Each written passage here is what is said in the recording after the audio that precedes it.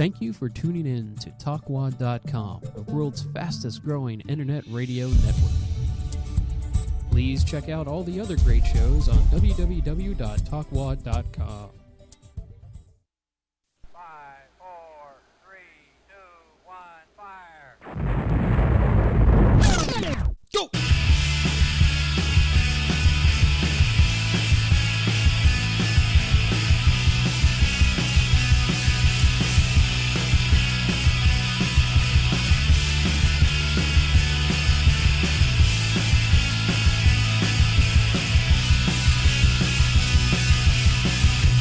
Running, but I get nowhere. I'm a wreck, but I'm having a ball. Got friends in high places, but I'm stuck to the ground, and I still got 2 meters to fall. Burn the bridges that I need the most, and watch the water grow too deep to board. Plan ideas, but the plans collapse. There'll be hell, they win his stores.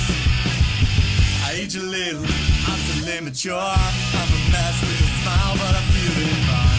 And if you're willing, there's a cure.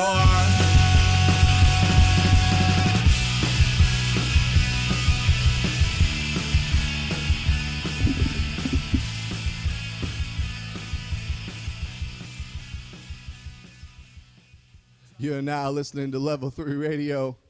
All right, it's Level 3 Radio, show 23, coming at you this week, discussing a few interesting topics, some things that we saw in the news, and some ongoing stuff. So going to be having some call-ins, going to invite the call-ins. If anyone wants to call into the show, it is 727-493-2055. We'll be sending that out over the Facebook airwaves, so you can jump in. This is Level 3 Radio, the show of the month for Nerdcore Radio on the Talkwad Network. Good on Nolan and all the other guys. I'm not exactly sure what goes into the voting on that, but I'll take it if I get show of the month. That's pretty sweet. So good on Talkwad Network, talkwad.com, nerdcoreradio.com, and you can check out more about this show at goodonlevel3.com. So awesome. Jumping right into it, a couple news stories I thought were pretty interesting. I'll keep these brief. But I saw a news article in the latest of terrible ideas to come out of the state that gave us Arnold the politician. A Berkeley city councilman suggests a tax on email to pay for the USPS. I thought that was pretty interesting because email's free. I've never really paid a dime other than my internet usage to use email. So I'm not exactly sure how you'd put a tax on something that you're not already paying for. Kind of the same logic that's on par with having a war on drugs or a war on terrorism. I never really understood that. You can have a war on a person or war on a place, but I never really understood the war on drugs or terrorism. They're concepts. It's like being at war with the color blue. Can't really stop that. Interesting. Anyway, Facebook exploits some funny marketing plays that I saw come out this week. They're just stupid marketing plays that people are using. I'm starting to see them pop up more and more, and I'm sure you're seeing them because everyone's on Facebook, but stupid marketing plays like, hey, can you name a movie without the letter S in the title? Click like if you can. Just feel like we're being exploited constantly. News articles coming out that Facebook is admitting that they are openly admitting that teenagers are getting bored with the site because there's advertising and things like that on there, and teenagers are pulling away. So it's an interesting landscape that is the internet. It's constantly changing. So whenever you think of the big players, if you will, they can go down just as quickly as they come back up. So pretty interesting. I think something like Google is going to stay around for a while just for the fact that it's so multifaceted. You definitely have Google Labs employing some brilliant minds to try and get all kinds of different ideas on the table and discuss and just flesh them out. So I think that's really what wins on the internet is ideas. If you're constantly evolving, then you're constantly coming up with new things and inspiring people, and that's probably what the internet's all about, rather than old things that are consistent and then you find a way to monetize it. It just doesn't really it's a different frontier. You know, the digital frontier is more about adapting and coming up with new things. It's more like the entertainment scene, actually. So, internet and entertainment lend themselves to each other very readily. They kind of have the same business model, so it's pretty interesting. But yeah, and anytime I'm on Facebook and I see things like that, it's very interesting to me because I'll see an ad that says, "Hey, can you name a city in Michigan without the letter E in it? Click like if you can, or comment if you can." Which is interesting because the capital of Michigan is Lansing, and there's no E in that. So I guess maybe they want to make them easy because they want you to click like and get in there, but it's just, it's pretty interesting. Some go pretty far. There was one that came out from Procter & Gamble, which is actually, they made an interactive ad for you to use buttons and levers in a game to tell them how much time you spend each week doing certain things like caring for a pet, washing dishes, or brushing your teeth. So that's data mining on a whole new level. That's people who don't even understand that they're being data mined. And then you're giving this information back to Procter & Gamble, who's a large conglomerate who's in charge of making products for specifically those items. Which I guess if the game value is like really awesome, then people may be like, "Oh, I don't care, I'll do it." But I feel like a lot of people really don't even understand what information they're giving away at that point. And yeah, you may say that it's just the amount of time that they're washing dishes, but it all comes up to this digital thumbprint of your life. And as companies start these data mining projects to learn all these things, it's really interesting that so much of your life can just be kind of given away in that respect without you really even realizing it. So I don't know, the internet's a very interesting place where identity is, everyone always says there's no assumption of privacy on the internet, so you need to be careful. So, I mean, that's cool, but when everything is on the internet, every device that we have is internet connectable. It's just this ever-expanding landscape. It's pretty interesting.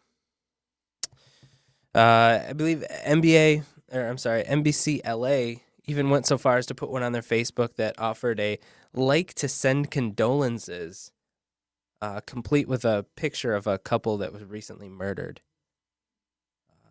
It's just exploitation. I can't get over that. That's really crazy. All right. Maybe I have a call. That looks like my brother's number. Hey, John, are you on the line? Yeah, how's it going? Hey, thank you so much for calling in. JT, you are somewhat of a legend on the show. Oh, yeah? I swear, every time you get on, it's entertainment value goes to the roof. It's awesome. Well, that's nice to know. Yes, sir. So how you been, sir? I've been pretty good. All right. So I'm talking about, I'm not sure if you were watching the show before you called in, but I'm talking about these Facebook exploits. So there's marketing ploys on the internet where they go so far as, like I said, NBC LA actually had an ad that they put on their Facebook that said, like this picture to send your condolences. And it was a picture of a recently murdered couple. I'm just talking about how kind of sick that is. What do you think? Yeah, definitely.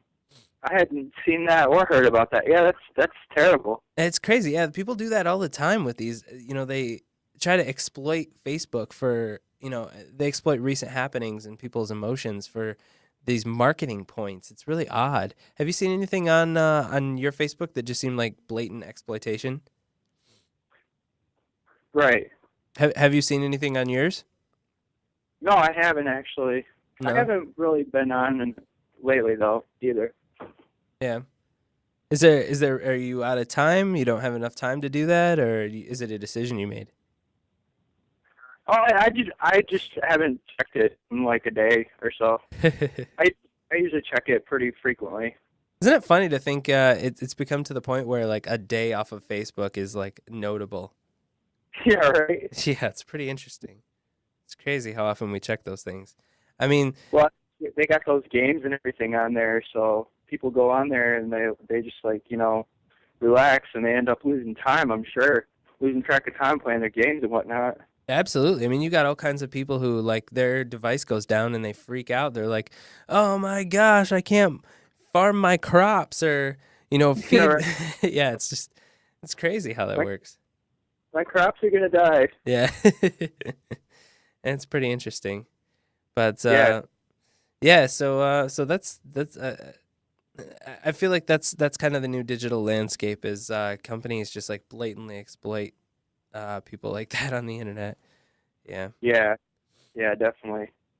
Anyway, so let's see. There's a couple things that I wanted to bring up and see what your take on it was. I'm going to jump out of the news real quick because I had a topic that I was actually discussing a little bit ago, and I wanted to bring it up. So, All right. fighting in the NHL. Yes. Is there a sport? Is there a place in fighting? Is there a place in the NHL for fighting? I think so. You think so? Yeah. Based on what? Well, I think it's okay. I mean, they let him go for a little while and then they stop it, so it's not like they let him get out of hand or anything like that. I mean, some guys get beat up pretty bad, but that's just because the other guy knows how to fight better. I mean, Mm-hmm. or he's smaller than the other guy or something like that. But I think there's a place for it. I mean, I'm sure a lot of fans enjoy seeing it. Yeah, I mean, I think there are a lot of fans who definitely appreciate the fights. But my question, I guess, well, one of my questions, do you think that there are more fans who turn it off because of the fighting or more fans who turn it on because of the fighting? I would probably lean towards more fans turn it on if they see a fight.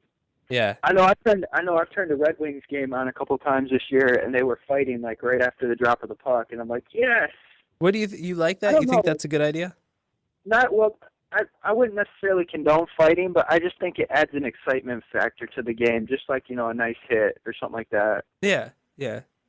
And I think there's something to be said for the fact that they're both willing combatants. Yeah, Yeah. So definitely.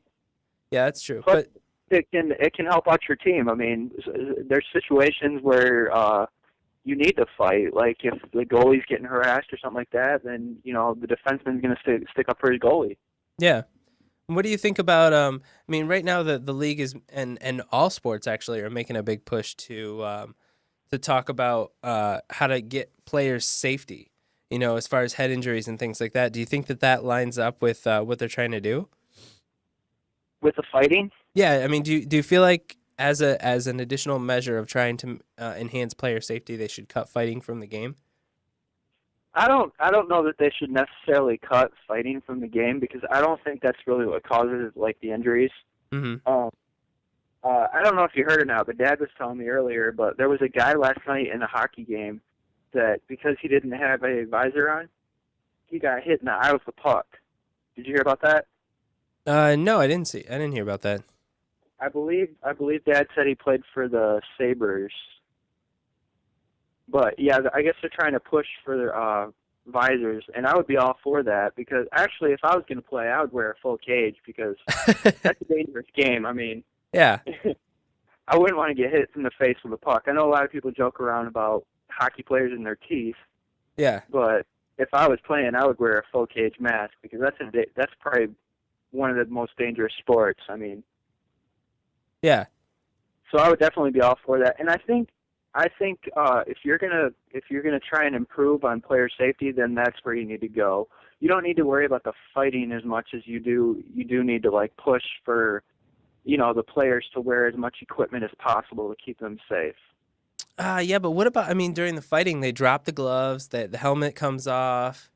I mean, the pads aren't really helping because if they're talking specifically about head injuries, and then we've got fighting, which is directly on the head. What do you? I mean. Yeah. I don't think the head injuries necessarily come from fighting. I think the head injuries would more so come from like a blindside hit or something like that, or maybe like an accidental contact when they're up against the boards or something like that. And I don't really know if you can eliminate that from the game without like taking away the value of the game. It's a lot like football. I think they're trying to take away a lot of the things in football that makes football great. Oh. I mean, I'm all for safety, but it's kind of a catch-22. I mean, you can pick and choose, but you can only pick and choose so much before you're affecting the value of the game, in my opinion. So, what do you have any specific examples of things that they've taken out of either hockey or pro football that has affected the game? Well, hockey I haven't noticed so much, but like the one thing that stands out to me in football now is the hit above the chest. Like if you're coming full force on somebody, you can't really stop and like alter the way you're going to hit somebody. And they're kind of like forcing them to, because anything above the chest now they get called for a penalty. I mean, I can understand if you're leading with your head, in like a spear form, but if you're trying to like arm tackle and like you're going full force and you're above a guy's chest, you can't really stop your momentum. So I mean, yeah, and that's a catch-22. Where's the line, though? I mean, do you have? Are That's they the calling thing. penalties? I don't think you can draw a line. Are you like, calling? Are they calling penalties if one arm comes above? Like if I come at you and one arm comes up and it goes over the top of your shoulder, am I getting called for that? Yeah, I'm pretty sure. Like if you get hit anywhere above the chest, it's a penalty now. In pro football? Yeah. Huh. I had not heard about that. Yeah. I could be wrong. But basically, like, it's a lot like hockey. I mean, a lot of people watch football because it's a rough sport and they like the physical contact. And somebody might turn a football game on and they see a big hit and they're like, oh, this is a great defensive game. I'm going to watch this game. And when you're trying to improve player safety, that's great. But like I said, you can't really take away from the game because it's been that way for years. I think what a lot of the problem is a lot of these players are getting hurt and they don't tell their coach or whatever, and they end up playing with concussions or whatnot, and they shouldn't be. Yeah. Well, I mean, I that's definitely been within the history of the sport, and I would definitely wage to say that it's still a part of the sport. Actually, I just watched this documentary called Head Games within the last week, and basically it talked about exactly that, which is how the evolution of concussion awareness has gone through sports. And the biggest thing that they were talking about is how we didn't realize when people had a concussion back in the day. And so guys were, getting their bell rung, quote unquote, seeing stars. I mean, that's a concussion, telltale signs, and they were just going right back in. I'm sure it's a pride factor to an athlete, because I've heard a lot of former athletes come out and say that, they had head injuries or whatever, and they just played through the pain. Yeah. Because they didn't want to quit playing. Yeah. And also it probably messes with your head, your judgment too, so you're not quite sure if you should play or not. Yeah.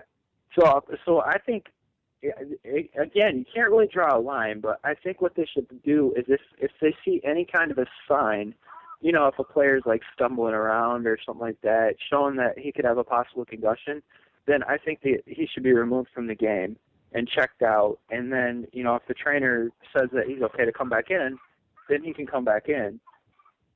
But they can't just ask the player, because the player is, he's going to lean towards lying because he still wants to play.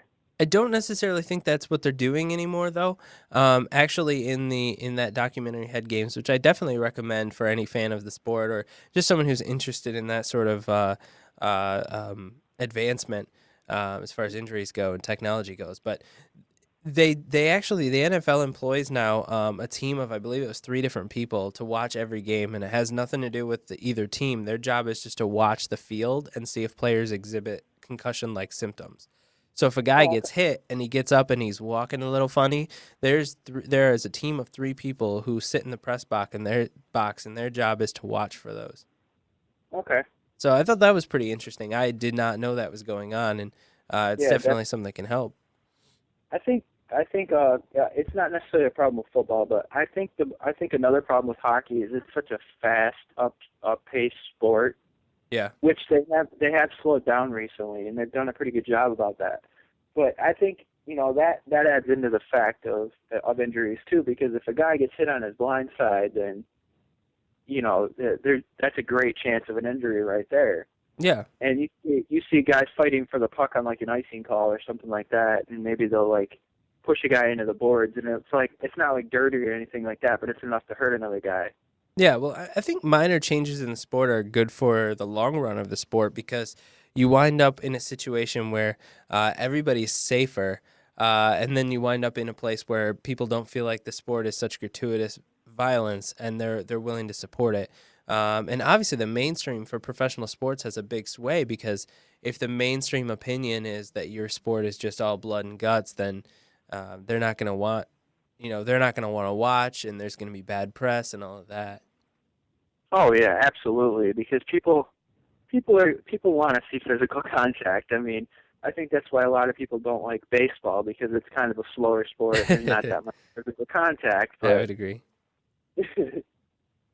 Yeah, I would agree. I think baseball is one of those sports that it's really fun to watch in person. Have a few brews and watch, but I don't know if I'm not really watching baseball online or on the television. Not a full game, anyways. No. A couple innings here and there, but not a full game. No way. Mm-hmm. Basketball is another sport that I'm really not into. And I'm not hating on the sports. It's just not something I like to watch. Partially because, and maybe this is the violent side of me. But taking a look at it, I hate in the last 2 minutes how everybody taps a guy in the wrist and it's a foul, and it seems like every play is stopped with it's a waste. Yeah, I agree. I agree with you 100%. And I don't think it's so much that you're a fan of violence. It's just not entertaining to watch. I mean, when you see a guy slapped on the wrist and he just keeps going and basically they're trading free throws. Yeah, that's not as exciting as watching an up-paced sport like hockey or football. Mm-hmm. To me, but yeah, I don't know that you can improve the safety and sports like those two without affecting the overall value of the game. Mm-hmm. I mean, you can make minor adjustments, like you said, but some of the stuff they've talked about, in football, and I don't think they're talking about it anymore. But there was one point where they were talking about eliminating kickoffs. Oh yeah, I heard about that. Yeah, because of the extra contact and all that, and that's an exciting part of football. Yeah. And the hits in hockey, that's an exciting part of hockey. So I don't really know I don't really know how you're gonna change the safety value without affecting the game. Yeah, and I would agree with that because it's going to affect the game in some regard, but I do believe that there are ways to lessen the impact or lessen the risk factor. Absolutely. What do you think about? For one thing, players can wear, in hockey. I think players should be required to wear a visor at least. Yeah. And a lot of the guys, I don't think it's in hockey so much, but there are football players who will wear less padding than they less padding than they're supposed to because it will slow them down while they're playing. I think that's true. And Sarah, welcome aboard. I can understand that, but at the same time, I'd rather be safe than comfortable. Yeah, I mean, that's absolutely true. I do think there are some pad regulations, but there are some folks who probably try to get around that. I believe we got another call in line. Do we have Sarah on as well? We sure do. Oh, Sarah, John. How are you guys doing? Good. Yeah. John, can you hear Sarah? I can. Hi, awesome. Sarah. Hi, how's it going? Pretty good. So we're talking. Two callers from back home in Michigan. Yeah, we do. Freezing our heinies off. So Josh, how about we get a female perspective on this? On which subject? On what we were just talking about. Oh, about the injuries? Yeah, that's and obviously Sarah's a big football fan too. So we're talking about rule changes to affect the injury risk in sports, and we're talking about what should be done, how far, what's the line, and that sort of thing. So I guess to start it off, I know you're more of a football fan, but to start it off, I'll ask you the original question. Do you think there's a place for fighting in hockey? Yeah, well, we were kind of talking about this before because there was a video posted from a game last night where two guys got in a fight and took off their gloves and started punching each other in the face. And the one guy knocked the other guy completely out. He was flat. Yeah. And we were talking about how, yeah, there is an entertainment value, kind of like what John Thomas was saying, to the sport. Like, it's fun to watch people kind of get in a brawl, but there's definitely a line where it goes a little too far. And you want both parties to be able to walk away and still play the game, you know. So when it gets to the point where you're injuring another person, I think that crosses the line, and there should be more regulations on that. Yeah, so you're for regulation to control the injuries and things like that. Like, how far would you go though with the regulations? Are you talking what's your thought? Additional padding, requirements as far as times that fights are okay? I don't know that the padding helps if they take it off. Yeah, yeah. Like those guys we got in the fight yesterday, I mean, they're supposed to be wearing gloves, but they were like fist punching each other because they took their gloves off. So I don't know, maybe padding might help, but it can't be something you can easily take off. Absolutely. And yeah, as John was talking about the visor being a regulation, but I would throw out there that as far as the fight goes, what took the guy flat out on the ice was the chin punch. Because as we all know in fighting, if you get hit in the chin, you're dropping. Yeah, so I mean, the visor's not going to do much for your chin. What do you think about that, John? Well, like I said, if I was playing, I would wear a full cage mask, and if somebody tried to hit me, I would just punch metal. Yeah. There you go. So he's got it figured out. John Thomas, you need to patent this. I don't know. It would be interesting to see if a player would, if the players would still be willing to fight with their gloves on, because it's like the first thing you do. It's like you throw your gloves down as a sign of, you know, that you're angry, and then they just go to it. Yeah, that's true. So I mean, so it's almost like we're going to. The first thing they do is take their gloves off, and then they usually take their helmet off, and then they start fighting. Yeah, and then the helmets usually come off sometime shortly after that. But are you doing more damage with the glove or less damage? You might be doing more damage with the glove. Yeah, I would think so. And you also are, you know, you're keeping yourself from possibly hurting your hand. but if you're doing more damage with the glove, then is that a bad thing? Maybe they drop the gloves as a sign of respect. Like I said, I think fighting. I think there's a place in hockey for fighting. I definitely do. But it would definitely be interesting to see them fight with gloves on. Like they take off the hockey gloves and put on boxing gloves. Yeah. There you go. Yeah, I don't know. I mean, it's really, I think that's a debate that's going to go on for a long time. I could see, and I think Sarah and we were discussing this at some point before, but I could see where they maybe put in rules or regulations around the time of the fighting, where because right now this season we've been seeing a lot of 10 seconds into the game the guys are throwing the gloves on the ice, and it's like, you know, that's just, I don't really think you're fighting for anything that happened in the storyline of the game. I think you're just at that point fighting to fight. And but yeah, it's a pride factor. Like if a team's getting beat pretty bad, they just want to start a fight at the end of the game. Yeah, but what about in the first 10 seconds of the game? I mean, why are they fighting at that point, and does that have value in the game?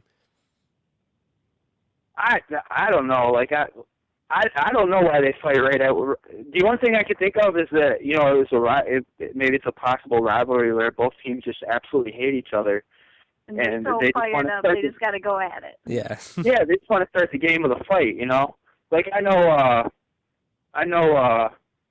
What's his name? Josh, you help me out here for the Red Wings. The guy for the Red Wings that likes to fight. Tutu? Yeah, Tutu. He likes to fight, and I mean, I've seen him drop his gloves like right after the puck dropped a couple times this year. Yeah, twice this year he's done that. And they were actually talking about how usually the Red Wings don't like that kind of a player, but that he's brought a lot of fans and whatnot to the Red Wings because he's different. Because usually they don't like the aggressive type player like that. Yeah, well, I mean, the Red Wings were built around, you know, the Russian Five way back in the day, and you've got I mean, they never fought at all. They just didn't fight. So I think that became like the heart and soul of Red Wing hockey. But does that symbolize again that fighting and violence has more acceptance within the fan base of hockey, or is that just a one-off case here? I think so, because like I said earlier, I think a lot of fans will turn a hockey game on, and if they see a fight, it adds an excitement value to the game for them. Sarah, hockey not being the primary sport that you really pay attention to, and I assume that most of your friends don't really, as their primary sport.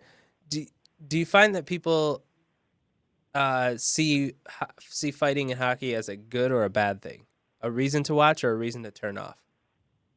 Well, I guess from my point of view, it would be more like the entertainment value. It's more of a reason to turn on. It like gets the adrenaline going, and like hockey already is like an intense sport. It's fast paced, and like the fighting, I think, adds to the entertainment value. Whereas in football, it's a bit more slower paced, and not to say there's not strategy, because obviously we've talked about this a lot, and you're training me in the strategy of hockey, but.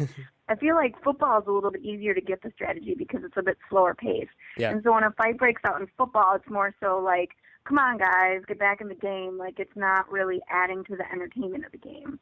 Whereas hockey, it's like fast paced and like, so the fighting adds to it. But I feel like in football, it doesn't as much. Yeah. And I think why is it that hockey fighting is okay, but football fighting is not okay? I mean, I get for the entertainment value, but just from the regulation side of it, I wonder why in one sport it's okay and one sport it's not. That's true. I don't know. Yeah, that's a good question. I don't know either. What I do know is that hockey has kind of always been a part of, fighting has always kind of been a part of hockey, and it's not necessarily been a part of football. Yeah. I mean, I think hockey and fighting go hand in hand, kind of. And fighting and football it's kind of like just started like within the last couple of years. Fighting and football? And to be honest, I would not be surprised if, that is because of the excitement value that they see in the hockey and all that. You think maybe they think they need to add some fighting to their sport? You think so? You think that the fighting comes from hockey? You think that's where it's going? In a way, I would think that they got the idea from, because I honestly think that fighting in hockey draws fans. Yeah. Not that that's the only thing that draws fans, but it will draw fans, and they see the success in that, and they try to add it to the other sports. Because you even see fights in basketball every now and then. Yeah. Yeah. I and guess in that's baseball true. as well. So they just know that there's an excitement value to fighting, and that people like to see fighting. So, they try and add it to their sport, I think. Absolutely. We got another call. Who's on the line? Hey, Josh. This is Josh from Hey. Lansing, Michigan. Josh Langfeld. What's up, bro? Nothing. How are you doing? Oh, man. Awesome. I'm so glad you called in because I thought this would be a great subject actually to talk to you. So we're talking about fighting and whether or not it has a place in the sport and at what level, if there should be any regulation around it. What say you, sir? So one, I think in the NHL, it's super traditional. So you have to keep it in the game at least at the NHL level. Now, if you start talking about development leagues and things like that, and NCAA level, even AHL level, and especially below that, because those are development leagues, they should be developing their skills. Hockey is still a game of speed and tactics and finesse, where even the fighters at the NHL level still have to be able to skate with the best of them and be able to put that puck into that 4x6 net guarded by that 3x6 goalie. That's part of the game, just like fighting is. And if you look at the NHL fights, there's not many players that get injured from fights. Yeah, every now and again we have a sensationalist one. Like last night, I know we had a guy knocked out from it, and I'm not sure about the ongoing status of if he was actually injured or what's going on, but I think it gets sensationalized a lot more. And it'd be interesting to see if the number of fights in hockey are going up or down or remaining static. But as far as fighting, do you think that there should be any sort of regulation around that? Like, do you think they should add rules to say you can't fight at certain times of the game or anything like that in NHL? I would be all for no fights in the last 5 minutes without heavy repercussions. I think it is very cheap for teams to go after star players with less than a couple minutes left, especially, and go for those intentional penalties, because that's one going to just injure players, and nobody wants injuries, whether it's a team that's your rivalry or whatnot. But it's a low move, and I think any penalty less than 2 minutes or less than 5 minutes should be at least reviewed for whether it was intentional or not, and then added repercussions added to that to protect the players. And I think the NHLPA would probably get on board with that also, and especially with fighting, because a lot of fights are mutual. And like today, I just got done watching the Red Wings game against Edmonton, and Jordan Tutu was in a fight, and it was a good clean hit by Mike Smith, and Mike Smith turned around, and they kind of chit-chatted like the enforcers do.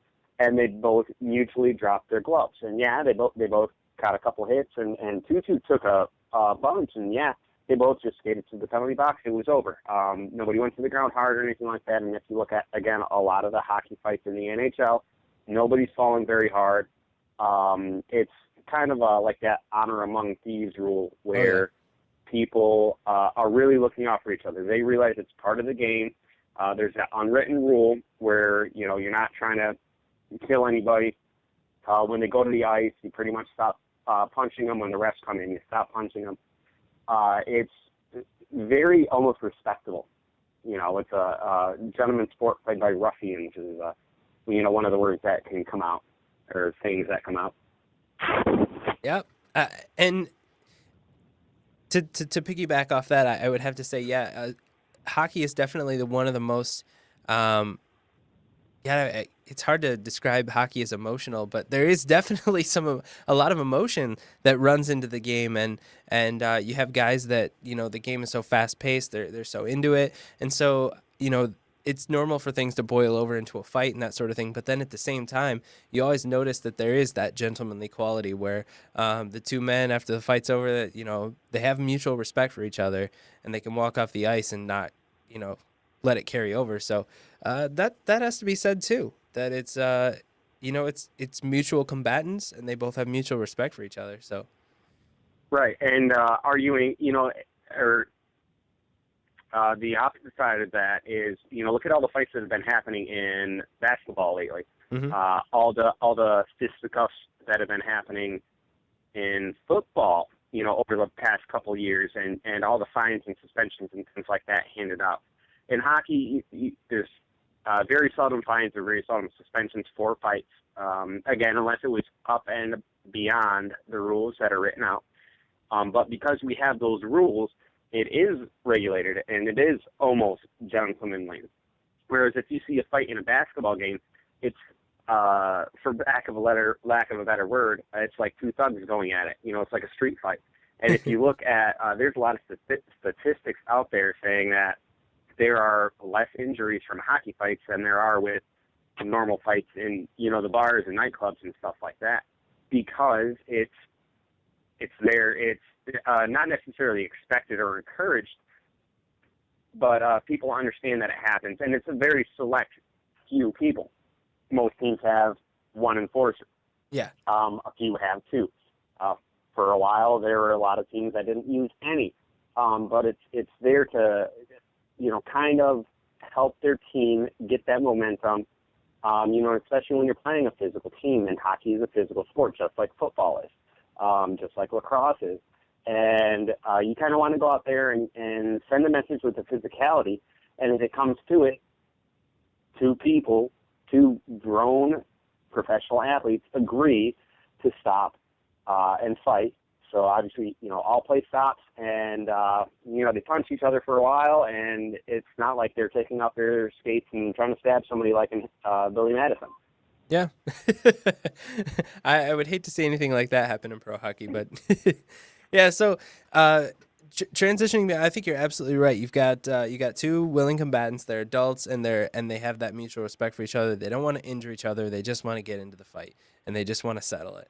And I think that's absolutely right. So personally, I see a place in the sport for it. I think that you're right about the last 5 minutes or so. They probably should be like some sort of mandatory suspension. I would even say, or maybe you miss a period or two or something minimum. But I mean, yeah, you're looking at something where a team could potentially go in there and just say, "Hey, put a hit on that star player." So that's pretty dangerous.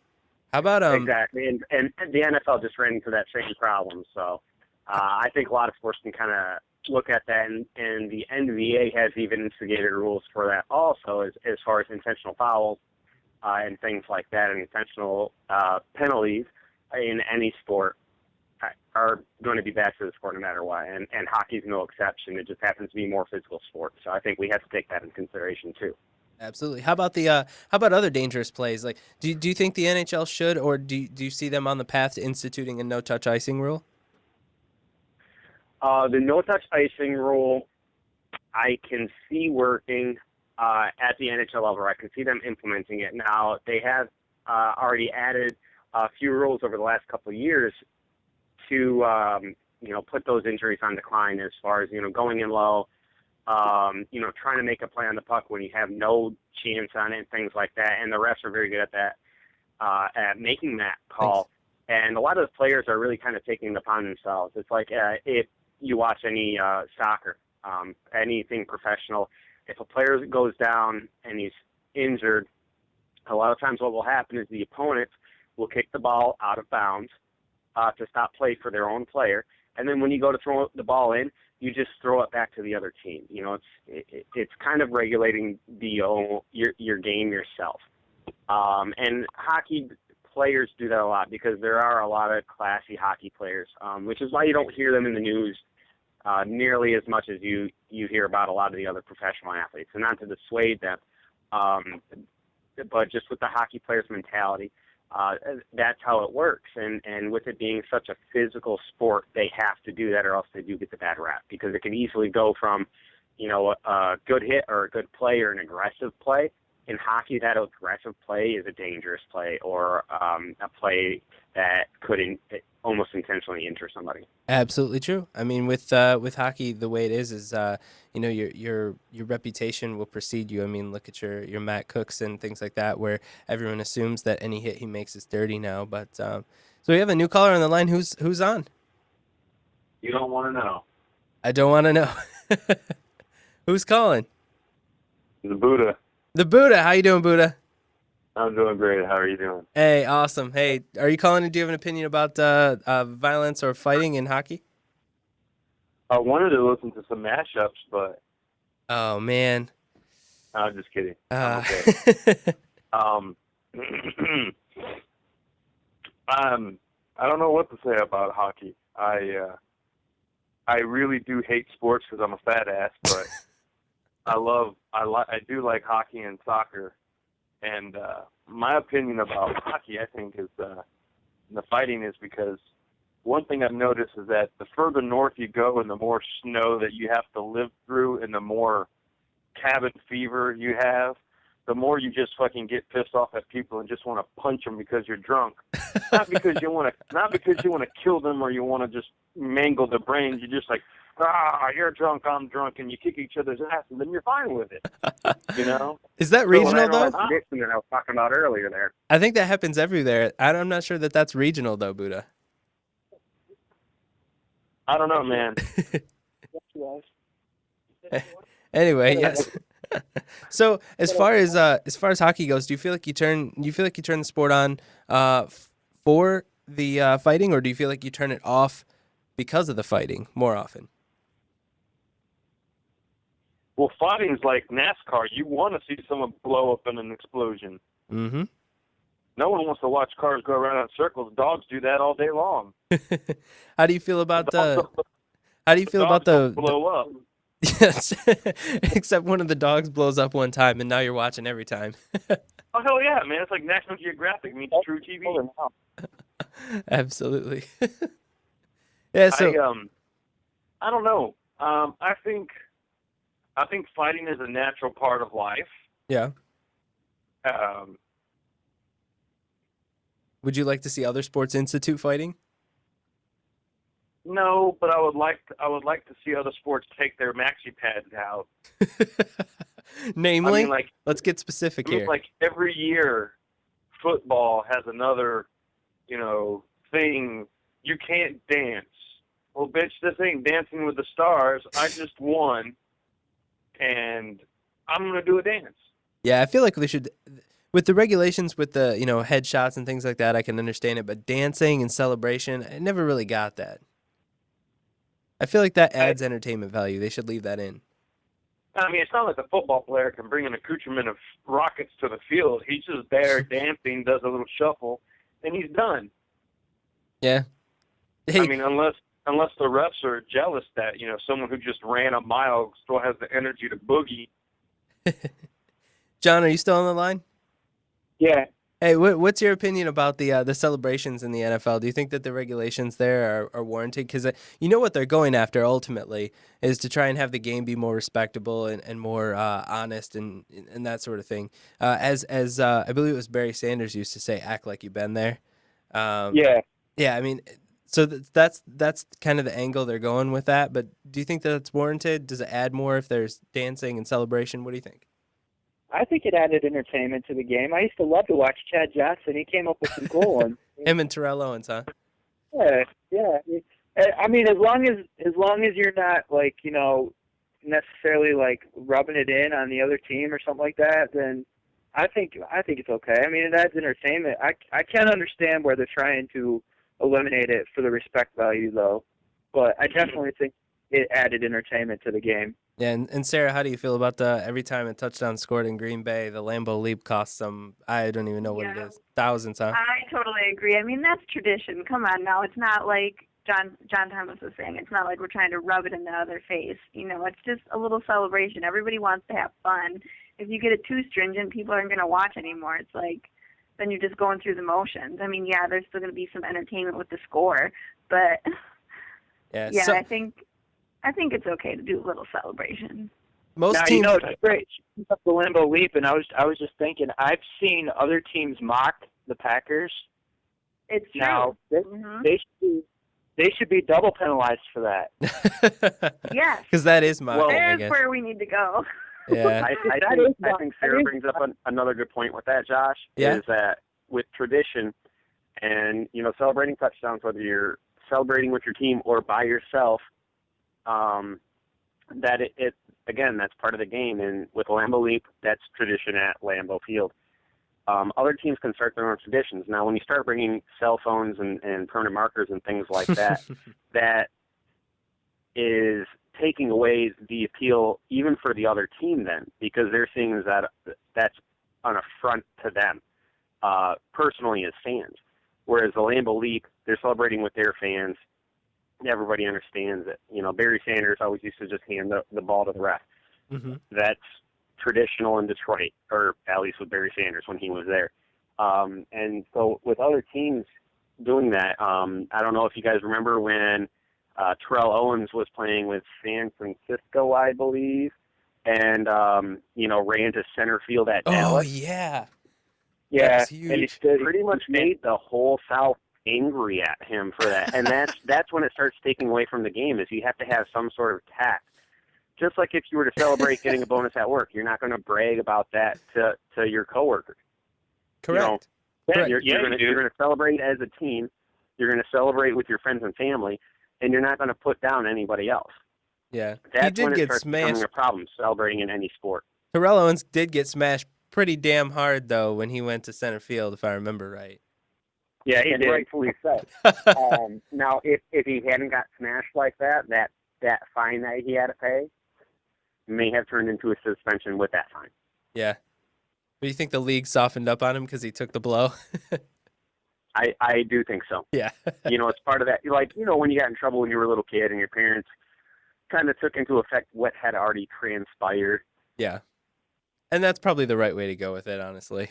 Because he did get smashed. For a second. What's up? What do you think? Well, actually, I got two things I want to say real quick, or whatever. First, do you think there would be less fighting and less high tension if the legalization of marijuana came around and more people were more passive while they were watching sports and enjoying it instead of rooting for the anger and the hatred and screw you? I would throw it out there and say probably not, just because I think in a lot of areas in America, not everywhere, and probably not to the fullest degree, but I feel like in a lot of areas in America, if people are going to smoke weed, they're already doing it. And then as far as the athletes go, I mean, if you're a professional athlete, you understand that, like, you're probably not smoking if you're a professional top level athlete, elite level athlete. So they're probably not into that culture, and I really don't see them. Just because it's legal, I don't see athletes starting to smoke. Maybe in the off season, sure. I'm not, probably, but I guess I just don't see that becoming a big enough part of the game where it would impact the culture too much. That's just my opinion. What do you guys think?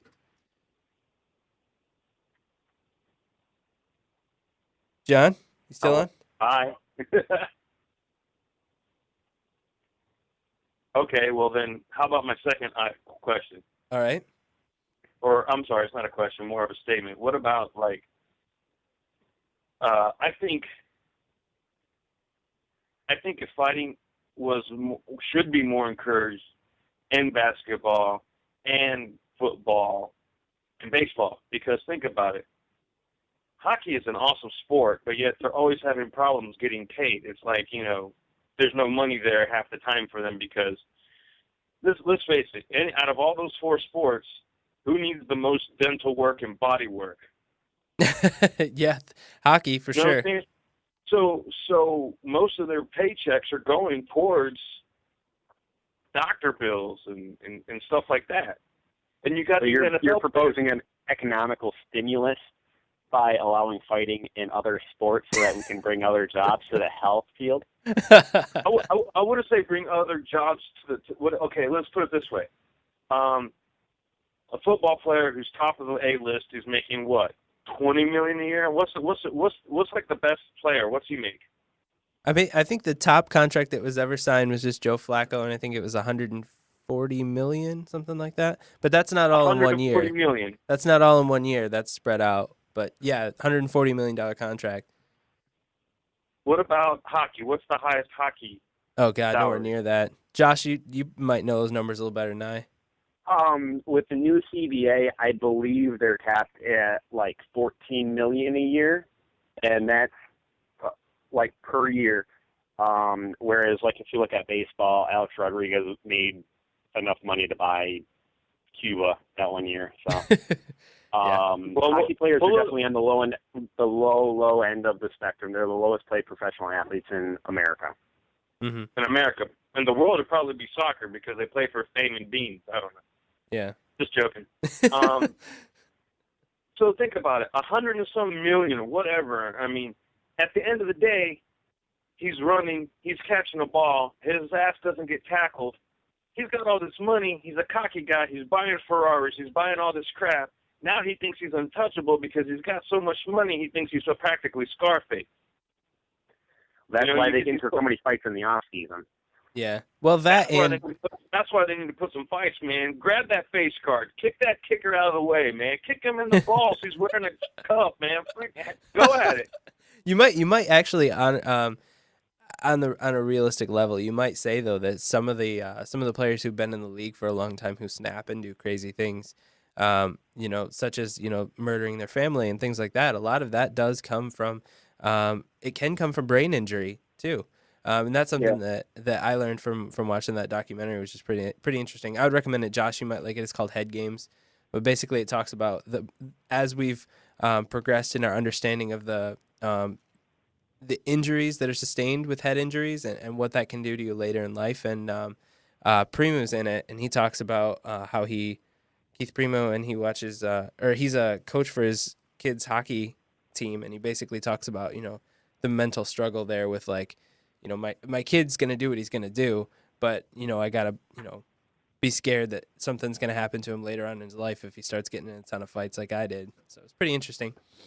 Was this the documentary that had like the four big names in sports and they were all talking about it? Yeah, there's a few different big names in different sports, and they're talking about head injuries. The primary focus is the NFL players.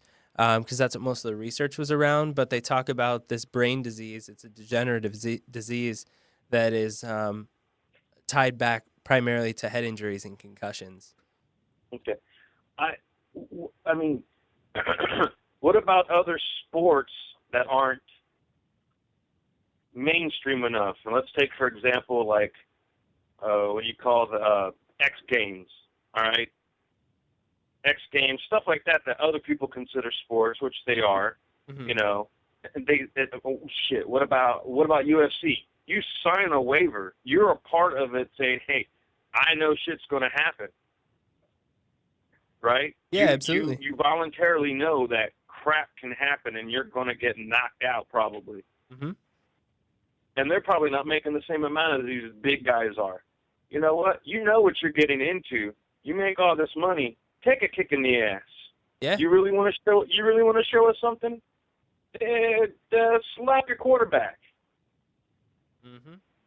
Yeah, I mean, because of the money, I mean, I think that those positions are always going to exist, and I think that players are always going to be allowed to go in there, and the risk is going to be there because the money's high enough to warrant it. But at the same time, you know, I guess the question will always exist, you know, at what level does the league have responsibility to put some rules in place and try and stop things? I know that, you know, that they're going to continue to do things to try and keep the players safer for an economic reason, but, you know, it's just interesting to see where that'll go. But, hey, I appreciate everybody calling in. It was awesome debate. This actually, I had like 4 or 5 different topic matters I was going to get to, and this just took over the whole thing. It was really interesting.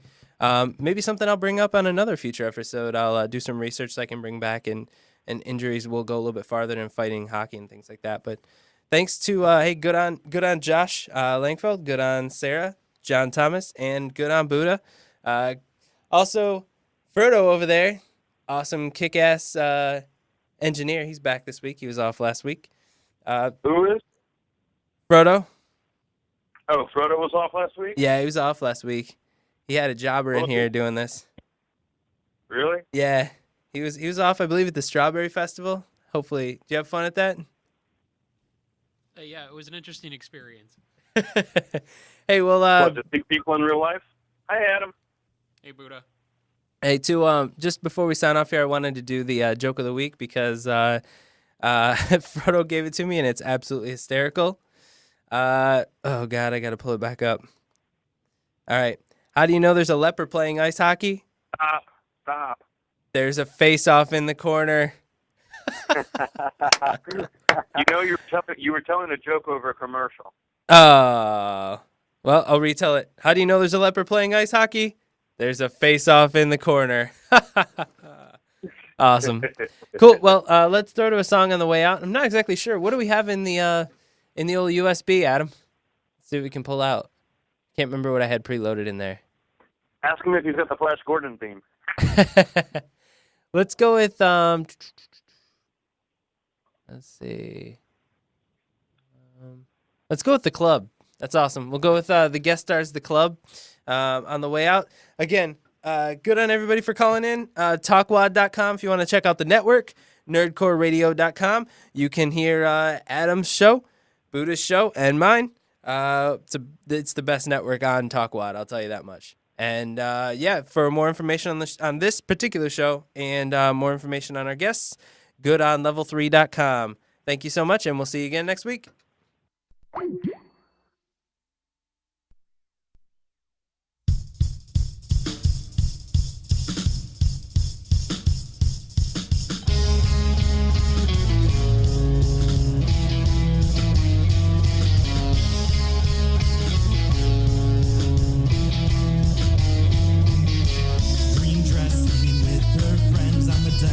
Shaking now, everybody's making out. Her eyes have 1,000 diamonds to make them go get